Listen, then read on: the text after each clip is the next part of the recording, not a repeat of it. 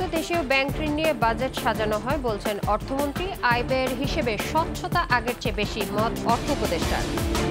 MP আনার হত্যার ঘটনায় ঝিনাইদহ থেকে আটক আওয়ামী লীগ নেতা বাবু। নেপাল থেকে সিএমকে আনা হয়েছে ভারতে। এবং ঈদ সামনে রেখে পশু পরিচর্যায় ব্যস্ত খামারিরা। খাদ্যের দাম বেশি হয়, প্রত্যাশিত মুনাফা নিয়ে শঙ্কা।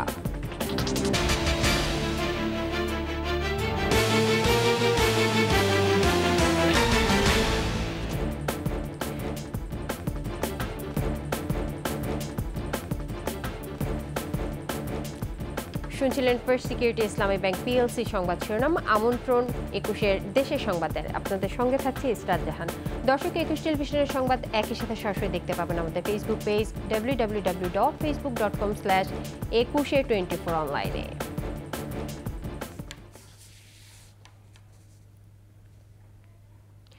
অন্য যে কোনো সময়ের চেয়ে এবারের বাজেটে আয় ব্যয়ের হিসেবে স্বচ্ছতা রয়েছে বলে মনে করেন প্রধানমন্ত্রীর অর্থ উপদেষ্টা ডক্টর মশিউর রহমান। উন্নত দেশেও বিভিন্ন ব্যাংক থেকে ঋণ নিয়ে বাজেট সাজানো হয় বলে মন্তব্য করেছেন অর্থমন্ত্রী আবুল হাসান মাহমুদ আলী। রাজধানীর ওসমানী মিলনায়তনে বাজেট উত্তর সংবাদ সম্মেলনে সরকারের মন্ত্রীসহ ঊর্ধ্বতন কর্মকর্তারা অংশ নেন। এ সময় বাজেট বাস্তবায়নে এনবিআর-এর সক্ষমতা বাড়ানো, সর্বোপরি নিত্যপণ্যের দাম কমাতে নানা ব্যবস্থা নেওয়া হচ্ছে বলেও জানান অর্থমন্ত্রী। বলেন, অপ্রদর্শিত টাকা মূল অর্থনীতিতে ভূমিকা রাখে না। দেশের স্বার্থে বিশেষ সুবিধা দিয়ে কালো টাকা সাদা করার সুযোগ দেওয়া হচ্ছে। সংসদ সদস্যদের গাড়ি আনতে কর বসানো সাহসী সিদ্ধান্ত হলেও জানানো হয় সংবাদ সম্মেলনে। এটা সব বাজেটে সব অর্থমন্ত্রীরাই করেন, সব সরকারই করে, এবং উন্নত দেশে এর পরিমাণ অনেক বেশি। আমরা তো এবার 5% মধ্যে এটাকে ধরে রেখেছি। কাজে এটা এত কিছু ইম্পর্টেন্ট জিনিস নয়, তো এটা নিয়ে আপনার চিন্তার কোনো কারণ নেই। দীর্ঘদিন আমি বাজেট বা অর্থ পরিচালনার সাথে সম্পর্ক ছিলাম, কখনো এত সুস্পষ্টভাবে বাজেটের সার্বিক কাঠামো বক্তৃতাতে উপস্থাপন করা হয়েছে। এইটা হলো তার ট্রান্সপারেন্সি এবং অ্যাকাউন্টেবিলিটির একটা বড় উদাহরণ এবং বড় প্রমাণ। ঝিনাইদহ 4 আসনের সংসদ সদস্য আনারুল আজিম আনার হত্যার ঘটনায় আওয়ামী লীগ নেতা কাজী কামাল আহমেদ বাবু ওরফে গ্যাস বাবুকে আটক করেছে ডিবি পুলিশ। বৃহস্পতিবার রাতে শহরের আদর্শপাড়া এলাকা থেকে ডিবি পুলিশের একটি টিম তাকে আটক করে। আটক গ্যাস বাবু জেলা আওয়ামী লীগের ত্রাণ ও সমাজ কল্যাণ বিষয়ক সম্পাদক। ঝিনাইদহ সদর থানার ওসি তার আটকের বিষয়টি নিশ্চিত করেন। স্থানীয়রা বলছেন, এমপি আনারুল আজিম আনার হত্যার অন্যতম হোতা শিমুল ভুইয়ার নিকটাত্মীয় কাজী কামাল আহমেদ বাবু। আনার হত্যার ঘটনায় তার কাছ থেকে তথ্য পাওয়া যেতে পারে বলে ধারণা করা হচ্ছে। এদিকে সংসদ সদস্য আনারুল আজিম আনার হত্যাকাণ্ডে অভিযুক্ত সিএমকে নেপাল থেকে ভারতের সিআইডি হেফাজতে নিয়ে জিজ্ঞাসাবাদ চলছে বলে জানিয়েছেন ডিএমপির কমিশনার হাবিবুর রহমান। যতটুকু জেনেছি, আপনারাও জানেন যে ইন্ডিয়ার যে কলকাতা সিআইডি তারা সেটি তদন্ত করছে এবং তাদের কাছেও একজন আসামি রয়েছে, দুইজন, একজন তারা নেপাল থেকে নিয়েছে এবং তারা আগে একজন অ্যারেস্ট করেছিল। আমাদের কাছেও আছে, তারা তদন্ত করছে, আমরাও তদন্ত করছি, তারাও তদন্ত করছে এবং এক পর্যায়ে আমরা সিদ্ধান্ত নিয়ে যে কোনো একটি জায়গায় এই বিচারটি হতে পারে। নানা কর্মসূচিতে দেশ জুড়ে পালিত হচ্ছে ঐতিহাসিক 6 দফা দিবস। সকালে নওগাঁ জেলা আওয়ামী লীগের আয়োজনে দলীয় কার্যালয়ে জাতীয় ও দলীয় পতাকা উত্তোলন, জাতির পিতা বঙ্গবন্ধু শেখ মুজিবুর রহমানের প্রতিকৃতি ও জাতীয় 4 নেতার প্রতিকৃতিতে পুষ্পমাল্য অর্পণ এবং সকল শহীদের স্মরণে 1 মিনিট নীরবতা পালন করা হয়। পরে সংক্ষিপ্ত আলোচনা সভা হয়। রাজশাহীতে বাঙালি জাতির মুক্তির সনদ 6 দফার ঐতিহাসিক দিন উদযাপন উপলক্ষে শ্রদ্ধাঞ্জলি নিবেদন, সেমিনার, কবিতা ছড়াপাঠ, আবৃত্তি ও সঙ্গীতানুষ্ঠান আয়োজন করা হয়। দিনব্যাপী কর্মসূচির অংশ হিসেবে সকাল 10টায় রাজশাহী অ্যাসোসিয়েশন চত্বরে জাতীয় সঙ্গীতের মাধ্যমে জাতীয় পতাকা উত্তোলন, বঙ্গবন্ধুর প্রতিকৃতিতে শ্রদ্ধা নিবেদন, র্যালির আয়োজন করা হয়েছে। এ সময় মহান মুক্তিযুদ্ধে শহীদদের স্মরণে 1 মিনিট নীরবতা পালন করা হয়। পরে অ্যাসোসিয়েশনের সেমিনার কক্ষে আলোচনা সভা হয়। ঈদুল আজহা সামনে রেখে পশু পরিচর্যায় ব্যস্ত সময় পার করছেন বিভিন্ন অঞ্চলের খামারিরা। তবে খাদ্যের দাম বেশি হয়, এবার গরু মোটাতাজাকরণে খরচ বেড়েছে, তাই প্রত্যাশিত মুনাফা না হওয়ার শঙ্কায় প্রান্তিক খামারিরা। প্রতিনিধিদের পাঠানো তথ্য ও ছবিতে আরও জানাচ্ছেন রাজীব জামান। আর কদিন পরেই কোরবানির ঈদ, তাই পশু মোটাতাজাকরণ ও পরিচর্যায় ব্যস্ত খামারিরা। যশোরের খামারিরা বলছেন, গোখাদ্যের দাম বাড়ায় দেশীয় পদ্ধতিতে পশুপালনে এবার খরচ বেশি পড়েছে। এখানে ঘাস উৎপাদন হচ্ছে, এখান থেকে খাওয়াচ্ছি, তার বাদে এর গরুরে মোলরসেস খাওয়াচ্ছি, কোনো ধরনের কোনো রাসায়নিক খাবার খাওয়াচ্ছি না। এই গরুর যদি সঠিক দাম আমরা পাই তাহলে আমরাও খুশি, আমাদের মালিকও খুশি। প্রাণী সম্পদ কর্মকর্তারা জানালেন, এবারে শাসা উপজেলায় কোরবানির পশুর মোট চাহিদা রয়েছে 10,995টি, তবে চাহিদার চেয়েও 6,147টি বেশি পশু প্রস্তুত রয়েছে। আমাদের প্রাণী সম্পদ সার্বক্ষণিক তত্ত্বাবধানে রেখে তাদের নিরাপদ মাংস যাতে উৎপন্ন হয় সেইভাবে বৈজ্ঞানিক পদ্ধতিতে গরু মোটাতাজাকরণ করা হচ্ছে। এদিকে ঈদুল আজহা উপলক্ষে রাজবাড়ীতে খামারি ও পারিবারিকভাবে 65,000 গবাদি পশু প্রস্তুত করা হয়েছে। স্থানীয় চাহিদা মিটিয়ে ঢাকা, চট্টগ্রাম, সিলেট সহ বিভিন্ন এলাকায় পশু সরবরাহ করা হচ্ছে। সরকারের কাছে আমাদের একটা আবেদন, পাশের রাষ্ট্র যদি না আনে তাহলে আমরা হয়তো ভালো বাজার পাবো ইনশাল্লাহ।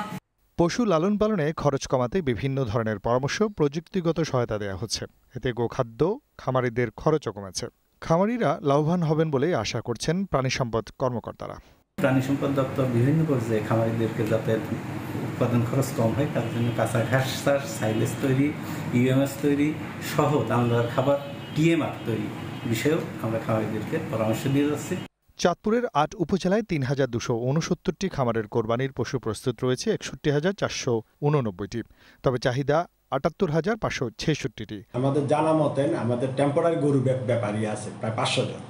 তারা উত্তরবঙ্গের থেকে বিভিন্ন জায়গাতে গরুগুলো অল্প দামে আনবে, এখানে একটা ব্যবসা করবে। ওরা অলরেডি আনা শুরুও করে দিয়েছে। তো এই অনুসারে আমাদের যে ঘাটতিটা থাকবে না। দেশীয় পদ্ধতিতে গরু মোটাতাজাকরণে খরচ বৃদ্ধি পাওয়ায় এবার প্রত্যাশিত মুনাফা না হওয়ার শঙ্কায় রয়েছেন অনেক খামারি। আমরা আমাদের দেশীয় যে খামারের খাদ্য আমরা উৎপাদন করতেছি, ঘাস এমনকি ভুট্টা এগুলি আমরা খাওয়াইতেছি, এমনকি আমরা কোনো বিষাক্ত ইঞ্জেকশন, কোনো ট্যাবলেট এগুলি খাবিয়ে মোটা করার জন্য আমরা গরু পালতেছি না।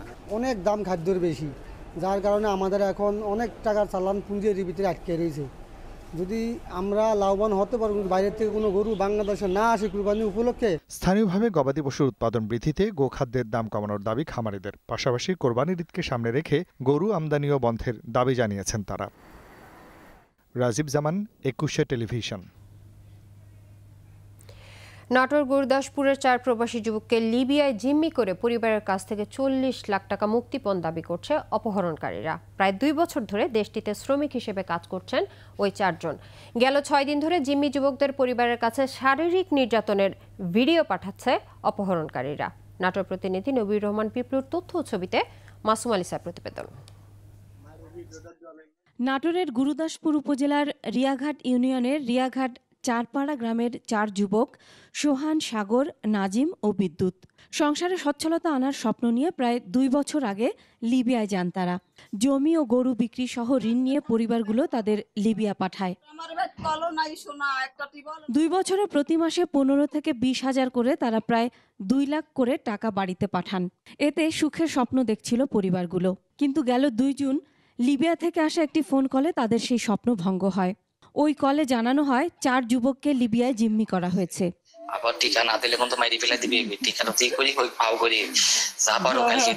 মুক্তিপণ হিসেবে 40 লাখ টাকা করে দাবি করা হয়।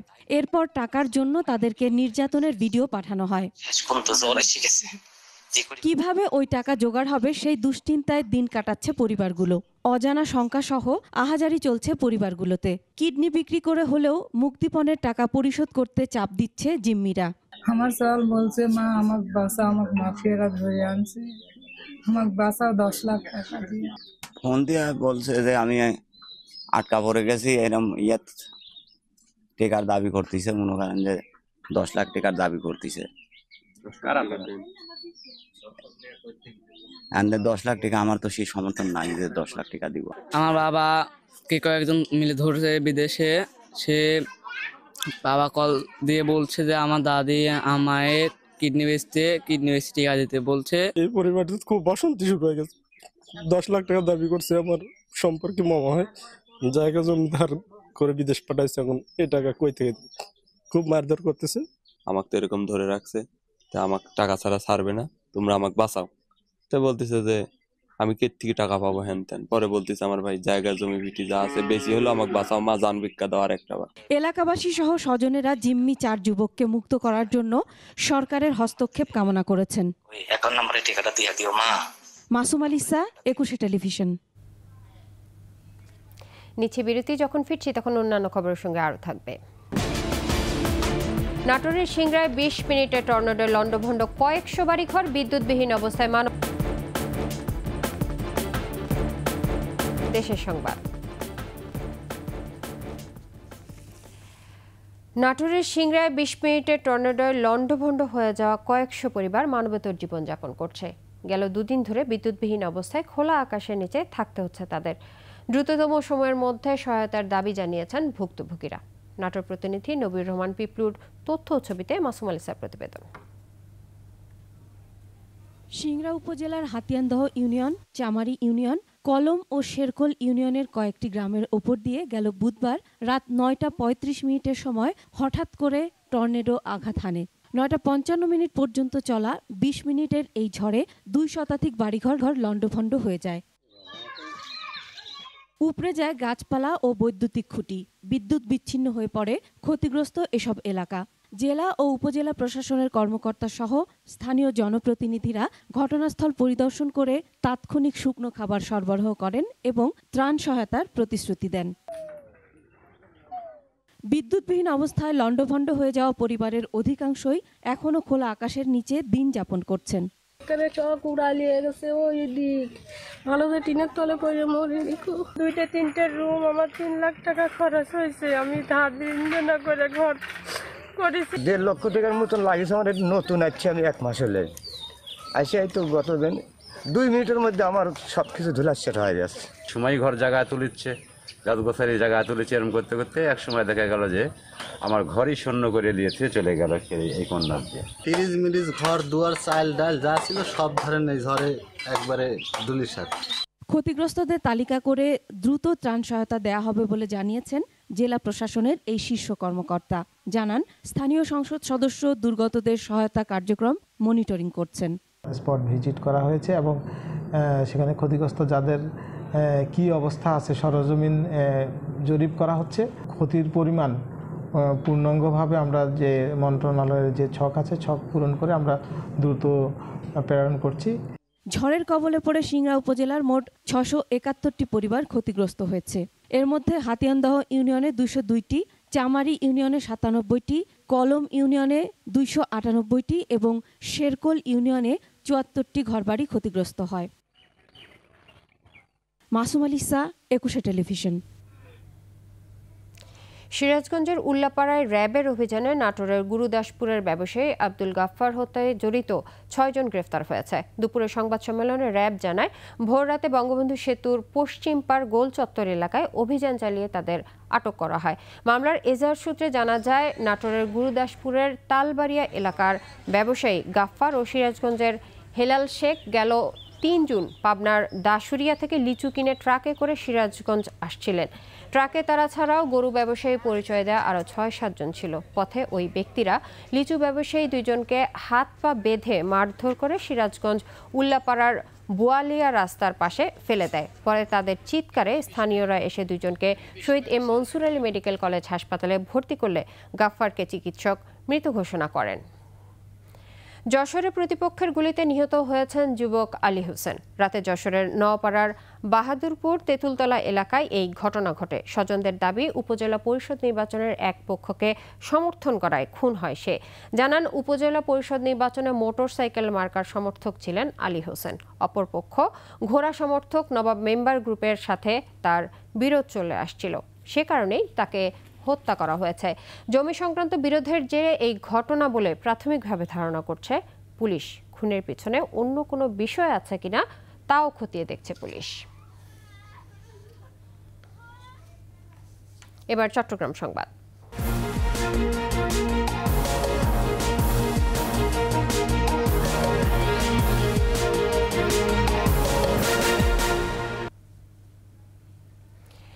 যারা ক্ষমতার হালুয়া রুটি খেতে দল গঠন করেছিল, তারা 15 বছর ক্ষমতার বাইরে রয়েছে। এর জন্য দেশের উন্নয়ন তাদের সহ্য হচ্ছে না বলে মন্তব্য করেছেন পররাষ্ট্রমন্ত্রী ডক্টর হাসান মাহমুদ। দুপুরে ঐতিহাসিক 6 দফা দিবস উপলক্ষে চট্টগ্রাম মহানগর আওয়ামী লীগ আয়োজিত আলোচনা সভায় বিএনপি জামায়াতকে রাজনৈতিকভাবে মোকাবিলা করারও আহ্বান জানান পররাষ্ট্রমন্ত্রী। এ সময় আরও বলেন, বাজেটের আকার বড় হচ্ছে মানে দেশের অর্থনীতিও ভালো হচ্ছে। বিএনপি বাজেট প্রত্যাখ্যানের বিবৃতি আগেই তৈরি করে রাখে বলেও মন্তব্য করেন পররাষ্ট্রমন্ত্রী। পররাষ্ট্রমন্ত্রী পাল্টা প্রশ্ন তুলে বলেন, বাজেট জনগণের কল্যাণে না এলে দারিদ্রতার হার 40% কিভাবে কমেছে? বিএনপি জামাত বাজেট ঘোষণা করার আগেই বিবৃতি রেডি করে রাখে এবং সেটি তারা সেই বিবৃতি তারপর বাজেট ঘোষণার পর তারা সেই বিবৃতি প্রচার করে। আরা চাটগাঁয়ার দ্বিতীয় বর্ষপূর্তি উপলক্ষে রাঙামাটিতে আলোচনা সভা ও সাংস্কৃতিক উৎসবের আয়োজন করা হয়েছে। রাঙামাটি শিশু একাডেমি প্রাঙ্গণে জাতীয় সঙ্গীত ও দলীয় সঙ্গীতের সঙ্গে নৃত্য পরিবেশনের মাধ্যমে দিয়ে অনুষ্ঠানের সূচনা করা হয়। অনুষ্ঠানে বক্তারা বলেন, চট্টগ্রামের ঐতিহ্যবাহী আঞ্চলিক ভাষাকে টিকিয়ে রাখতে গবেষণা সহ সবাইকে চর্চায় এগিয়ে আসতে হবে। চট্টগ্রামের ভাষায় বর্ণমালা তৈরি ও আঞ্চলিক ভাষা ইনস্টিটিউট স্থাপনের দাবি জানান তারা। অনুষ্ঠানের শেষে চট্টগ্রামের ভাষায় মনোজ্ঞ সাংস্কৃতিক অনুষ্ঠান পরিবেশিত হয়।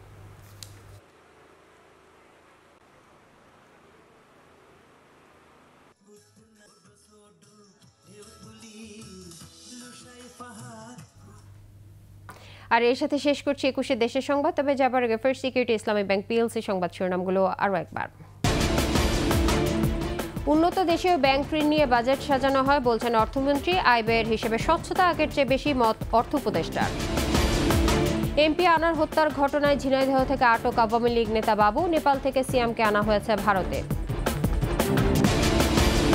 এবং ঈদ সামনে রেখে ব্যস্ত সময় পার করছে খামারিরা। খাদ্যের দাম বেশি হয়, প্রত্যাশিত মুনাফা নিয়ে শঙ্কা।